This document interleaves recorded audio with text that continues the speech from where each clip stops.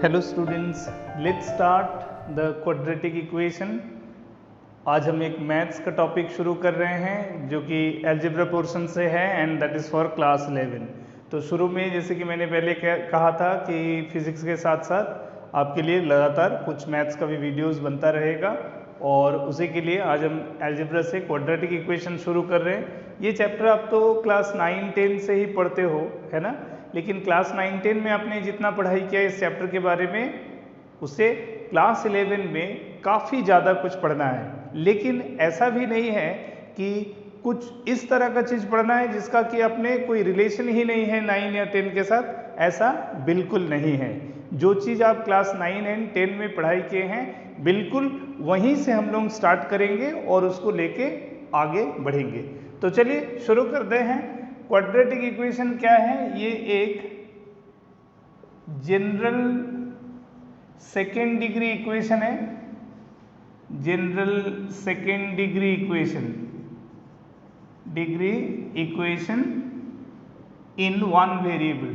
ठीक है, one variable में यानी कि सिर्फ x में अगर मैं बात करूंगा तो that will be only one variable. ठीक है, तो general second degree equation in one variable, तो इसको हम लोग एक मैथमेटिकल फंक्शन इन x कह सकते हैं जिसको जनरली लिखा जाता है ax square plus bx plus c equals to 0। ठीक है, ax square plus bx plus c equals to 0, जहां a b c कॉन्स्टेंट्स है। a is known to be the coefficient of x square, b is known to be coefficient of x and c stands for the perfect constant term। ठीक है, तो general second degree equation का मतलब होता है there can be two values of x, there can be two values of x satisfying, there can be two values of x satisfying this equation। ठीक है, इस इक्वेशन को सेटिस्फाई करने के लिए दो परमिसिबल वैल्यू ऑफ x हो सकता है। अब वो अलग आर्गुमेंट है कि वो जो दोनों x का वैल्यूज होगा क्या वो दोनों रियल नंबर होगा या एक रियल नंबर एक वर्चुअल नंबर होगा या क्या दोनों ही वर्चुअल नंबर होगा। तो ये हम लोग नेचर ऑफ रूट्स के थ्रू जानेंगे। ठीक है ना,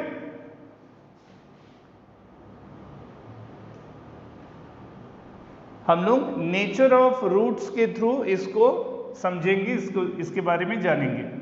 तो फर्स्ट ऑफ ऑल अगर इसका x का दो वैल्यूज है, ठीक है, तो हम लोग क्या कर सकते हैं, फर्स्ट ऑफ ऑल इसको जनरलाइज कर सकते हैं ताकि इसका एक जनरल वैल्यू, जनरल एक्सप्रेशन निकाल सकते हैं x का in term of a b and c which will be suggesting two permissible values of x satisfying this particular equation। तो उसके लिए क्या कर सकते हैं, इस थ्रू आउट इक्वेशन को, ठीक है, थ्रू आउट इक्वेशन को जो कि जनरल फॉर्म में क्या था ax square plus bx plus c, उसको a से मल्टीप्लाई कर देते हैं।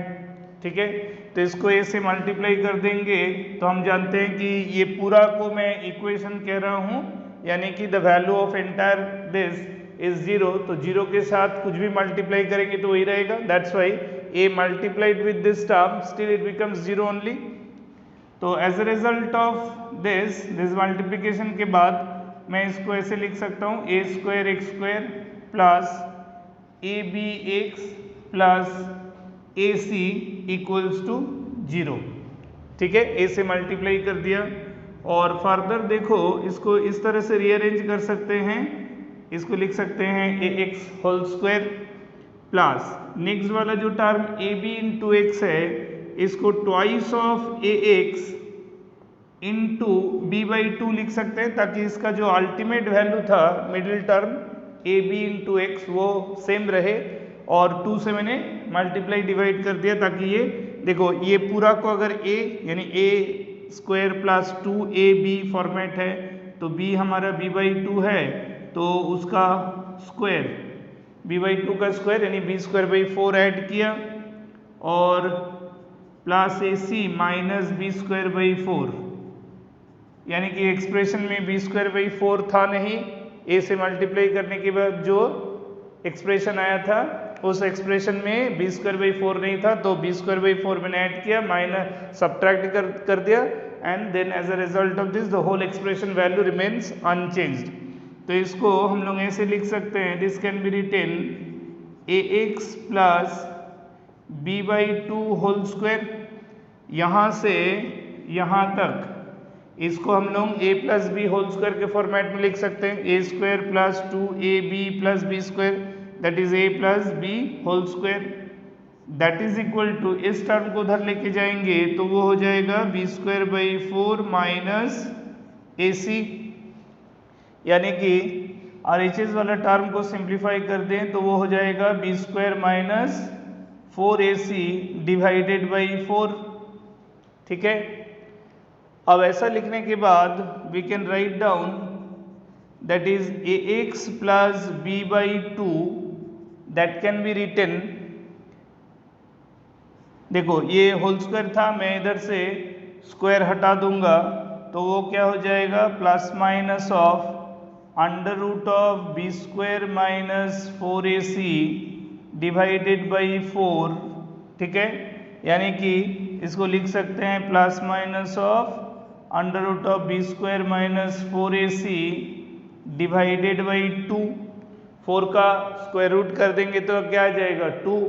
ठीक है ना, so therefore we can write down a x is equal to, a b by 2 को उधर ले जाएंगे तो minus of b by 2 plus minus under root of b square minus 4ac by 2, तो 2 दोनों में ही डिनोमिनेटर में कॉमन टर्म है, एलसीएम कर लेंगे तो पूरा को 2 लिख सकते हैं, पूरा 2 लिखेंगे तो तब रह जाएगा न्यूमरेटर में minus b plus minus root under b square minus 4ac, ये किसका वैल्यू आया, ए एक्स का value. So therefore finally x कितना आया, minus of b plus minus root under of b square minus 4ac whole divided by 2a, है ना, इतना value लिख सकता हूं। तो ये हो गया x का वो दो परमिसिबल वैल्यू, यानी हमारे पास x का जो दो सॉल्यूशन वैल्यू आया वो आया, एक आया minus b plus root under b square minus 4ac by 2a, ये एक वैल्यू आया x का, और दूसरा वैल्यू आया x equal to minus b minus root under of b square minus 4ac by 2a। तो ये x का दो सॉल्यूशन वैल्यू हो गया satisfying this general equation that is ax square plus bx plus c। ठीक है, जहां a, b and c क्या है, arbitrary constants है। So based on the constant values of a, b and c, the two permissible value of x which can satisfy this general equation, ये ax square plus bx plus c equal to 0 को satisfy करने वाला जो दो x value आएगा, इसको एक को ये लिखते हैं, ये दूसरा वैल्यू ऑफ x है। ठीक है, तो ये हो जाता है एक general second degree equation in one variable second degree equation का जो दो परमिसिबल वैल्यू ऑफ x है वो वैल्यू है दीज टू वैल्यू। ठीक है, ओके, नोट डाउन करो इसको बोर्ड वर्क को, फिर हम लोग चलते हैं नेक्स्ट पार्ट पे।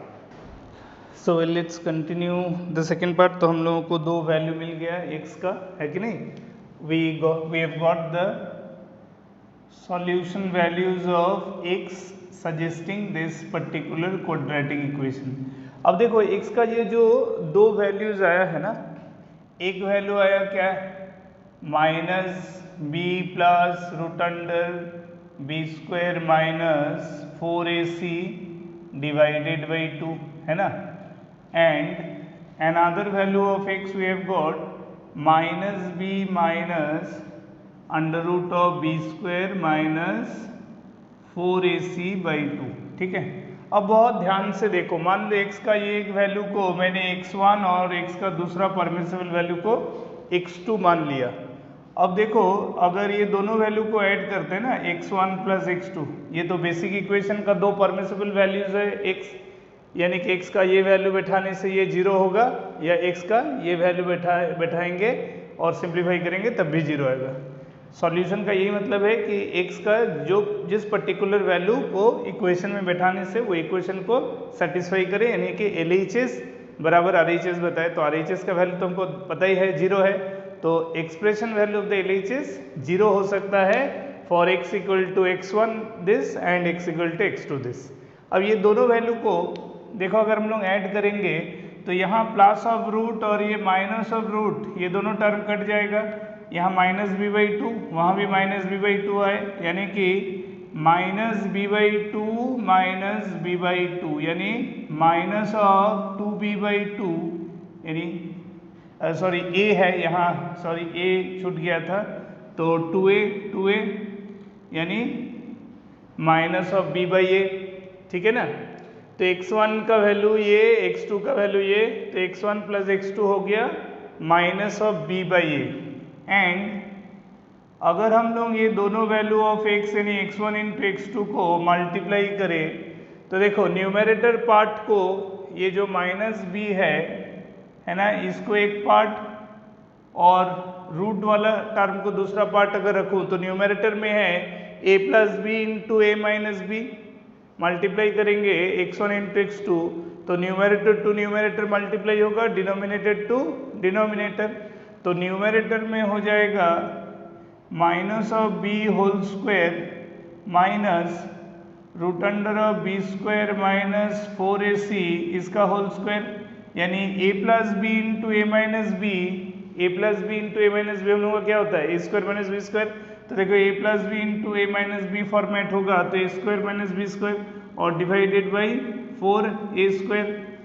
इसको सिंप्लीफाई करेंगे तो हमारा न्यूमरेटर का वैल्यू आ जाएगा बी स्क्वायर माइनस ये वाला एक्सप्रेशन हो जाएगा b square minus 4ac divided by 4a square. Simplify करेंगे तो बी स्क्वायर कट के ऊपर रहेगा 4ac divided by 4a square, तो 4 कटेगा, एक a कटेगा, तो क्या रह गया, this is equal to c by a, ठीक है। यानी कि यहाँ से दो बात आया कि x1 प्लस x2 इसको कहते हैं सम ऑफ रूट्स, दो क्वाड्रेटिक इक्वेशन को सेटिस्फाई करने वाला वैल्यूज ऑफ x को हम लोग क्या बोलते हैं, उस इक्वेशन का root value. So sum of roots हो जाता है minus b by a and x1 into x2 है ना, इसको कहते हैं प्रोडक्ट ऑफ रूट्स।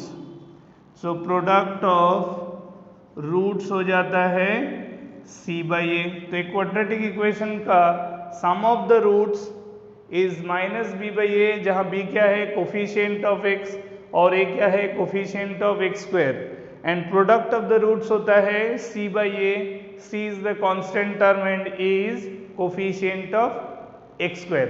अब देखो इम्पोर्टेंट यहाँ जनरली अगर हम लोग बहुत सारा इक्वेशन में क्या करते हैं, इसी को हम लोग लिखते हैं alpha plus beta as minus b by a and alpha into beta इसको लिखते हैं c बाई ए, यानी कि टेकिंग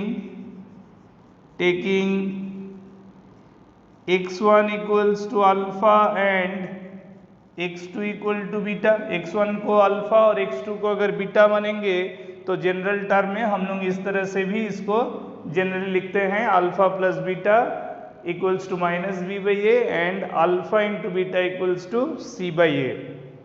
तो हम लोग को रूट्स वैल्यूज मिल गया जो क्वाड्रेटिक इक्वेशन को सेटिस्फाई कर सकता है। फिर उन दोनों रूट में आपस में मैथमेटिकल रिलेशन भी मिला कि sum of the roots is always constant which is minus b by a and product of the roots that is also constant c by a। अब देखो एक जनरल इक्वेशन जो कि था क्या था, a x square plus b x plus c equals to 0 है ना, इसको हम लोग अल्फा बीटा के टर्म पे कैसे लिख सकते हैं?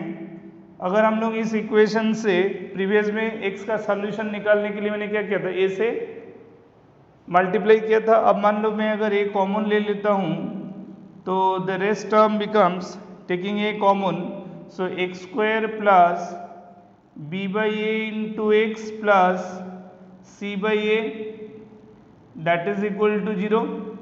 ये लिख सकते हैं, a कॉमन ले लिया तो रह गया x square plus b by a into x plus c by a equals to 0। तो देखो तो क्या मैं इसी को लिख सकता हूँ a इंटू ये x square minus of minus b by a into x plus c by a, लिख सकता हूँ ना, विदाउट डिस्टर्बिंग द इक्वेशन। जो यहाँ आया था प्लस ऑफ b बाई ए, उसी को मैं माइनस ऑफ माइनस लिख सकता हूँ और plus c by a as it is है। तो हमारा ध्यान से देखो, ये माइनस b बाई ए ही तो अल्फा प्लस बीटा है कि नहीं, और c by a alpha into beta है, यानी कि हम लोग इसको लिख सकते हैं a into x square minus alpha plus beta into x plus alpha into beta that is equal to 0। तो एक जनरल क्वाड्रेटिक इक्वेशन जो कि a x square plus b x plus c equal to 0 होता है, उसी को हम लोग सिंप्लीफाई करके लिख सकते हैं, it is a into x square minus alpha plus beta into x plus alpha into beta equals to 0। यानी कि a into x square minus sum of the roots into x plus product of the roots is equal to 0। ठीक है, तो एक ही quadratic equation को simplify करके पहले हम लोगों ने x का वैल्यूज निकाला, फिर using the values of x what we have got simplifying the basic second degree equation in one variable. तो उससे हमको x का दो वैल्यू मिला, x1 x2। उसी x1 को अगर मैं अल्फा और x2 को बीटा लिखूं तो x1 प्लस x2 आया सिंप्लीफाई करने से minus b by a, and x1 into x2 आया सिंप्लीफाई करने से c बाई ए, यानी कि sum of the roots is minus b by a, उसको alpha plus beta equal to minus b by a भी लिख सकते हैं। Product of the roots x1 into x2 that is c by a, यानी alpha into beta equals to c by a. फिर general equation जो a x square plus b x plus c equal to 0 है, उसी में से a को common लेके rest part को सिंप्लीफाई करने से we can introduce at this part as minus of minus b by a, यानी minus of alpha plus beta here, and instead of c by a we can write alpha into beta. तो वो इस तरह से लिखा गया। ठीक है, इस तरह से लिखने से हम लोग जो क्वाड्रेटिक इक्वेशन जो था उसको हम लोग देखो फैक्टर थ्योरम में कन्वर्ट कर सकते हैं। कैसे? ये जब मैंने लिख दिया सिंप्लीफाई करके with the help of the roots of x as alpha and beta, तो यहाँ इसको हम लोग फर्दर सिंप्लीफाई कर सकते हैं a इंटू ये x square minus alpha into x minus beta into x plus alpha beta, है ना, 0। यानी कि आप इसको लिख सकते हो a into x minus alpha into x minus beta equals to 0। तो जहाँ अल्फा बीटा ऑब्वियसली x का एक वैल्यू अल्फा अगर उसका रूट वैल्यू है, x का दूसरा value beta as root value है, तो x minus alpha and x minus beta are the zero factors. So based on zero factors we can simplify the quadratic in terms of this. ठीक है, यहाँ से भी हम लोगों को समझ में आ रहा है कि ये एक्सप्रेशन 0 हो सकता है for either x minus alpha as 0 और x माइनस बीटा एज 0। यानी कि फैक्टर थ्योरम से भी हम लोग कमेंट कर सकते हैं x equal to alpha and x equal to beta are root values. ठीक है, तो एक गिवन क्वाड्रेटिक इक्वेशन को अगर हम लोग फैक्टराइज कर दे तो फिर वहाँ से अल्फा बीटा को हम लोग समझ सकते हैं, और अदरवाइज हम लोग जनरल क्वाड्रेटिक इक्वेशन का जो श्रीधराचार्य रिजल्ट्स है जो कि हम लोग निकाला x is equal to minus b plus minus root under b square minus 4ac/2a, वहाँ से भी अल्फ़ा बीटा के बारे में लिख सकते हैं। ठीक है, तो हम लोगों ने एक क्वाड्रेटिक का रूट वैल्यूज़ को समझ लिया। अब है कि ये जो रूट वैल्यूज़ है, ये जो दो वैल्यूज़ आया हमारा x का, अब ये x का नेचर क्या है? नेचर ऑफ रूट्स को अगर हमको समझना है, नेचर ऑफ रूट्स, ठीक है, हम लोगों को नेचर ऑफ रूट्स को अगर समझना है तो x का जो जनरल सॉल्यूशन आया हमारा minus b plus minus root under b square minus 4ac, ठीक है, डिवाइडेड बाई 2a। तो यहाँ x का रियल और इमेजिनरी होना डिपेंड करेगा बी स्क्वायर माइनस 4ac के ऊपर। तो यहाँ हम लोग पहला पॉइंट लिखेंगे, if there is under root expression that is b square minus 4ac is greater than equal to 0, तभी उसका रियल सॉल्यूशन मिलेगा इस पार्ट का। अगर रूट के अंदर हम जानते हैं कि रूट के अंदर कोई भी क्वांटिटी अगर 0 है या पॉजिटिव क्वांटिटी है तभी उसका परफेक्ट स्क्वायर रूट, मतलब उसका स्क्वायर रूट पॉसिबल है ना। भले परफेक्ट स्क्वायर रूट हो या ना हो, लेकिन उसका रूट सॉल्यूशंस एक रियल वैल्यू मिलेगा।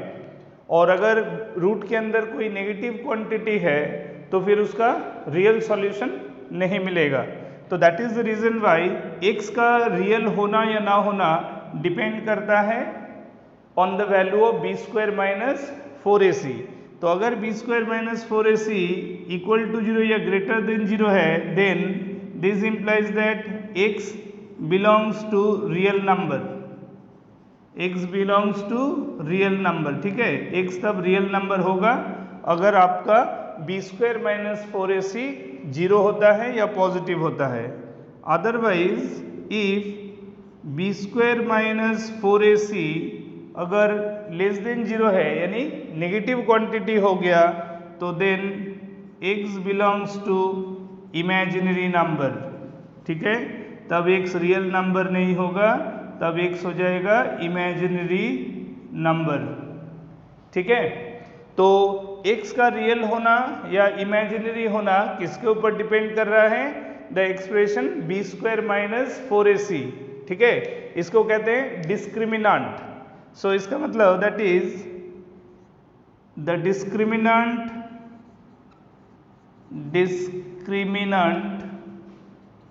इसको रिप्रेजेंट करते हैं कैपिटल D से, that is b square minus 4ac। ठीक है, अब है कि इफ कैपिटल D इज 0, अगर यानी कि बी स्क्वायर माइनस 4ac अगर 0 है, तब देखो ये 0 हो जाएगा तो x का जो एक वैल्यू x1 था वो भी माइनस b/2a, कारण प्लस माइनस दोनों ही तो एक ही साथ वैनिश हो जाएगा, सिर्फ रहेगा न्यूमरेटर में माइनस b एंड डिनोमिनेटर में 2a। तो d जब 0 होगा then this implies that both x are real and equal. x का जो दोनों वैल्यू है वो रियल भी होगा और दोनों इक्वल भी होगा, यानी दोनों का ही वैल्यू दैट इज, और वो x क्या होगा minus b/2a। That time x will be equal to minus b/2a because this becomes 0। और if d greater than 0 that is b square minus 4ac that is positive. ठीक है ना, जब इसका वैल्यू पॉजिटिव होगा so this implies that both x are real, दोनों का value real होगा, एंड अनइक्वल, दोनों इक्वल नहीं होगा, क्योंकि अब B square minus 4ac positive होने का मतलब है उसका एक रियल सॉल्यूशन होगा, तो that real solution will be once appear with plus, another one in another one it will be appear with minus. So that's why both x will be real and unequal. और इसी का third point हम लोग लिख सकते हैं, if d less than 0 then this implies that x belongs to imaginary। अच्छा, अब ये सवाल है, तब दोनों रूट ही इमेजिनरी होगा, दोनों रूट इमेजिनरी होगा। और इमेजिनरी रूट, इसमें एक इंपॉर्टेंट बात है, imaginary roots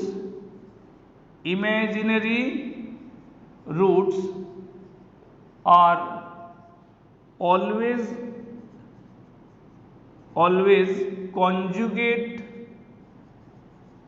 conjugate in pair. ठीक है, इमेजिनरी रूट हमेशा कॉन्जुगेट वैल्यूज का होगा। तो कॉन्जुगेट का मतलब क्या होता है कि जैसे a प्लस आई बी, तो दूसरा होगा a माइनस आई बी। ठीक है, y होता है इमेजिनरी नंबर रिप्रेजेंट करते हैं, कारण जब ये नेगेटिव होगा तो मान लो -4, तो -4 को लिखा जाता है रूट ऑफ -4, है ना, यानी कि रूट अंडर 4 इंटू -1, तो -1 हो जाएगा आई स्क्वायर। तो तब 4 इंटू आई स्क्वायर का मतलब है 2i। ठीक है, तो तब वो हो जाएगा एक प्लस 2i, दूसरा -2i। तो उसमें हम लोग और डिटेल बात करेंगे।